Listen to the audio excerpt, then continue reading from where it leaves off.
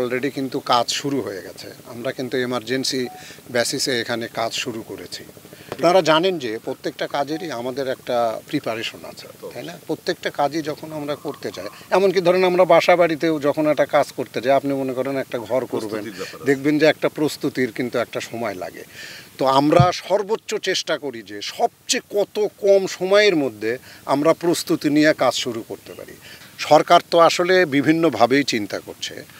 কিছু কিছু মহাপরিকল্পনা, যেমন আমাদের যে বন্ধু প্রতিম রাষ্ট্র যারা আছে, তারাও কিন্তু আমাদের যে মেগা প্রজেক্ট যেগুলোকে আমরা বলি, যার মাধ্যমে আমরা স্থায়ীভাবে হয়তো অনেক বড় বড় কাজ করার পরিকল্পনা নেই এবং সেগুলো করে থাকি। যেমন এই সরকার দেখবেন ইতিমধ্যে অনেক মেগা প্রকল্প যেমন সম্পূর্ণ করেছে, পদ্মা ব্রিজ থেকে শুরু করে আপনারা আরও অনেক প্রকল্পের কথা জানেন। যে এটা তিস্তা মহাপরিকল্পনা যেটা বলছেন, এটাও কিন্তু একটা মেগা প্রকল্প। তো একটা প্রকল্পর যখন সরকারকে কিন্তু অনেক বিষয়ে, সার্বিক বিষয়ে চিন্তা করতে হয়। যেমন ধরেন আমরা যারা ভুক্তভোগী, তারা কিন্তু সবসময় নিজেদের এলাকার বিষয়টাই কিন্তু চিন্তা করি, তাই করব, এটা মানুষের জন্য খুব স্বাভাবিক। কিন্তু সরকারকে কিন্তু চিন্তা করতে হয় পুরো সার্বিক ব্যবস্থা। সুতরাং এই যে তিস্তা মহাপরিকল্পনার ব্যাপারে চিন্তাভাবনা হচ্ছে এবং এই ব্যাপারে আসলে সরকার নিশ্চয় একটা সিদ্ধান্ত গ্রহণ করবে। সরকার সেই সিদ্ধান্তই গ্রহণ করবে যেটা আসলে আমাদের মানুষের জন্য সবচেয়ে ভালো পরিকল্পনা যেটা হবে, সবচেয়ে মঙ্গলজনক পরিকল্পনা যেটা হবে, সরকার সেই পরিকল্পনাটাই আসলে প্রকৃতপক্ষে চূড়ান্ত পর্যায়ে সেটা গ্রহণ করবে।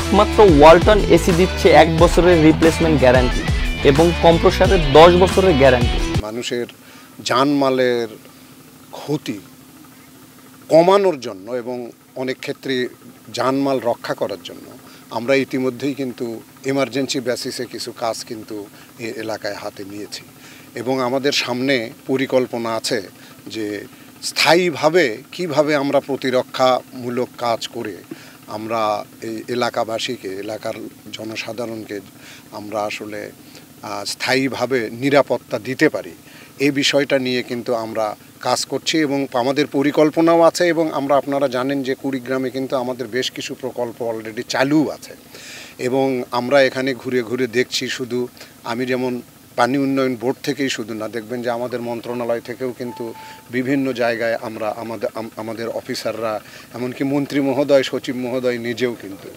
বিভিন্ন জায়গায় কিন্তু আমরা ঘুরে ঘুরে দেখছি যে আসলে কোন জায়গায় কী ধরনের কাজ করা প্রয়োজন। কারণ আমার তো একটা সমন্বিত পরিকল্পনা লাগবে।